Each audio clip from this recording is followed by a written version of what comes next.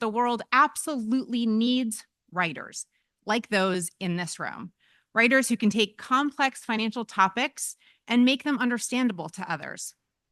When I first started, the landscape of financial journalism was different. The internet was still evolving, and we primarily consumed financial news through the business sections, print media, and television. In fact, my first byline newspaper story was for the Sunday business section of the Worcester Telegram Gazette.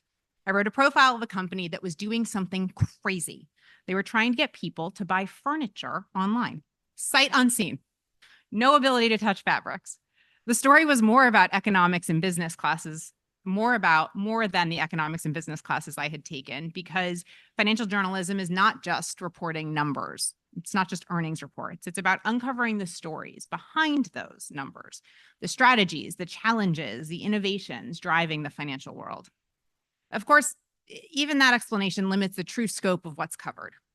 Financial journalism encompasses public policy, compliance, regulation, politics, social issues, and frankly, some of the most personal and emotional stories there are. The B2B world in which most of my brands exist around the world, plan sponsor, plan advisor, chief investment officer, and financial standard, mostly focus on institutional assets and more specifically on the largest pool of money most people will ever amass, their retirement savings. That makes it one of the most personal and emotional topics I know.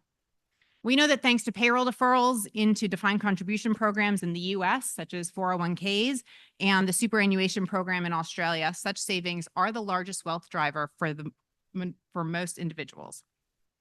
However, it's complicated. People not only have to decide to save, but then have to decide how to access and turn those savings into income. For those offering the plans or advice about the plans, they have a huge responsibility to ensure they're making the right decision on behalf of others. In our publications, we know the importance of providing clear, unbiased information to help people make these decisions across the industry. As noted, I've been associated with these brands for more than 20 years. I started as a senior editor on Plan Sponsor and held various titles through a long litany of owners and mergers. Each role and work with new brands brought different challenges and opportunities. Across these roles, I had the privilege of reporting on financial crises, regulatory changes, and market shifts. I've gotten to interview CEOs, policymakers, researchers, industry experts, always striving to get to the heart of the story and help our readers understand, what does this mean for me? It's challenging when, as a reporter, you can't actually answer that question in real time. One of the most memorable moments was covering the 2008 financial crisis. Obviously, total turmoil, lots of uncertainty. I was preparing for the kickoff of our annual advisor conference the morning it was announced that Bank of America was purchasing Merrill Lynch. In that instant, 15 to 20% of our attendees had a new boss, had a new owner. As a brand focused in the advisor space, it was our responsibility to help make sense of those events, but we were as much in the dark as all of our attendees. As we worked to get interviews and figuring out the what's next, we were not just reporting the news, we were helping people navigate through one of the most challenging economics periods in recent history. In 2019, as part of an acquisition, I was offered the chance to move into the publisher role. This was exciting, but anxiety-inducing. I didn't have the finance background that would have normally been required for somebody about to tackle a P&L. I did know the goals of our business, though, and I was excited to bring the voice of the reporter to the business side.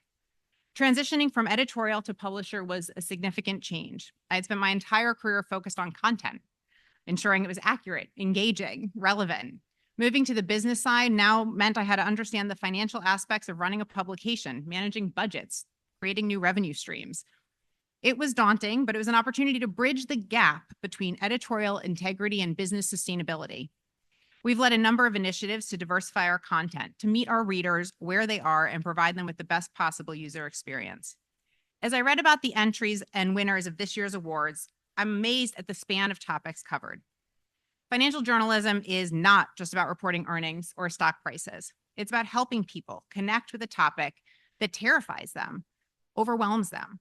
It's about helping people understand the forces that shape our economy and their personal finances.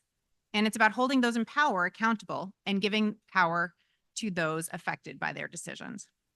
Thank you for listening, and thank you all for the work that you're doing. Here's to continuing the journey of informing, educating, and empowering readers.